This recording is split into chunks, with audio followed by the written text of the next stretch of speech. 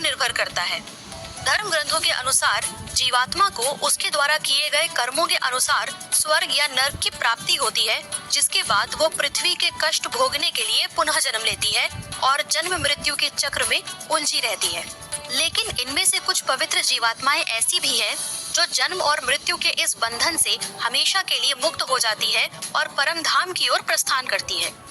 ऐसी जीवात्माओं का अंतिम गंतव्य यानी फाइनल डेस्टिनेशन होता है वैकुंठ धाम, जिसे स्वयं भगवान विष्णु का धाम कहा गया है। पवित्र जीवात्माएं अंततः परमात्मा भगवान श्री हरि विष्णु में समाहित हो जाती है, जैसे एक नदी अंततः समुद्र में समाहित हो जाती है। पुण्य जीवात्मा का परमात्मा में समाहित हो जाना ही मोक्ष कहा गया है। पर आखिर ये वैकुंठ धाम है कहाँ और यहाँ तक कैसे पहुँचा जा सकता है, आज हम जानेंगे इस वीडियो में। वीडियो को लाइक और शेयर करें, साथ ही चैनल सब्सक्राइब करें। हम में से कई लोग ये जानते हैं कि तीनों लोकों के स्वामी भगवान शिव हैं, पर क्या आप ये जानते हैं कि ये तीन लोक कौन से हैं? सबसे पहले है पृथ्वी लोक यानी भूलोक, जहाँ सभी जीवात्माएं अलग अलग शरीर में निवास करती हैं। पृथ्वी के नीचे आता है नर्क लोक, जहाँ दुष्ट और पापी जीवात्माओं का स्थान है। नर्क लोक के भी कई स्तर हैं, जिसमें अतल, वितल, सुतल, तलातल, महातल, रसातल और अंत में पाताल है। पृथ्वी लोक के ऊपर आता है वह लोक जहाँ पुण्य और दिव्य आत्माओं का स्थान है। इसमें भी अलग अलग स्तर है, जैसे ध्रुव लोक, स्वर्ग लोक, महर लोक, जन लोक, तपोलोक, ब्रह्मलोक और अंत में सबसे ऊपर है वैकुंठ लोक। वैकुंठ का शाब्दिक अर्थ है बिना किसी कुंठा के, यानी ऐसा स्थान जहाँ किसी भी प्रकार की कुंठा, निराशा, द्वेष इत्यादि का कोई स्थान न हो। पद्म पुराण के पाताल खंड में वैकुंठ के अन्य नाम भी बताए गए हैं, जैसे परम धाम, नित्य धाम, गोलोक धाम, शाश्वत पद इत्यादि। अगर वैकुंठ लोक की स्थिति की बात की जाए तो ये हमारे ब्रह्मांड के बाहर है। आइए देखें कैसे। भागवत पुराण के अनुसार वैकुंठ की दिशा ध्रुव तारे यानी पोल स्टार की ओर बताई गई है। ध्रुव तारा सप्तऋषि तारामंडल में स्थित है। इस तारामंडल को उर्सा माइनर कॉन्स्टेलेशन भी कहते हैं। ध्रुव तारा हमारे सूर्य से लगभग 46 गुना अधिक बड़ा है और सूर्य से 4000 गुना ज्यादा चमकीला है। पृथ्वी यानी भूलोक के ऊपर जिस ध्रुव लोक की चर्चा अभी हमने की थी, ध्रुव तारा उसी ध्रुव लोक को दर्शाता है। ध्रुव लोक में सप्तऋषि और सिद्ध मुनिजन निवास करते हैं। आकाश में ध्रुव तारे की स्थिति हमेशा एक जैसी ही रहती है। पृथ्वी के किसी भी हिस्से से देखने पर ये हमेशा उत्तर दिशा में ही दिखाई पड़ता है। ध्रुव तारा यानी पोल स्टार की दूरी पृथ्वी से 433 लाइट ईयर्स यानी 433 प्रकाश वर्ष है। पोल स्टार से 1 करोड़ योजन की दूरी पर स्थित है स्वर्ग लोक का पहला भाग, जिसे महर लोक कहते हैं। यहाँ सत्कर्म करने वाली पुण्य जीवात्माओं का निवास माना गया है।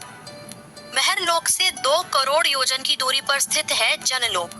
यहाँ स्वार्थ का त्याग करके दूसरों की मदद करने वाले और अनंत ज्ञानी जनों का निवास है। चलते हैं स्वर्ग लोक के सर्वोच्च स्थान पर, जिसका नाम है तपलोक। ये स्थान जनलोक से 8 करोड़ योजन की दूरी पर है।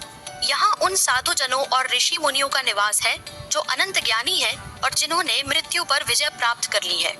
स्वर्गलोक की सीमा को पार करके 12 करोड़ योजन आगे स्थित है ब्रह्मदेव का निवास स्थान ब्रह्मलोक या सत्यलोक। यहाँ वही पुण्य आत्माएं जा सकती है जिन्होंने जन्म जन्मांतर में कई पुण्य कार्य किए हो। पृथ्वी लोक से लेकर ब्रह्मलोक तक ये सभी स्थान हमारे ब्रह्मांड के अंतर्गत ही आते हैं। इन सभी लोकों में जन्म मृत्यु का बंधन है, लेकिन इन सभी स्थानों से अलग एक स्थान ऐसा भी है जहां पहुंचकर जीवात्माएं जन्म मरण के बंधन से मुक्त हो जाती हैं और परमात्मा में समाहित हो जाती हैं। मोक्ष प्रदान करने वाले इस स्थान को ही पुराणों और शास्त्रों में परम धाम यानी वैकुंठ का नाम दिया गया है। यह किसी भी आत्मा का अंतिम स्थान होता है। इस स्थान तक जाने वाली आत्माएं मोक्ष प्राप्त करती हैं और इसे ही अंतिम सत्य कहा गया है। वैकुंठ को ही ब्रह्मांड का अंत कहा गया है।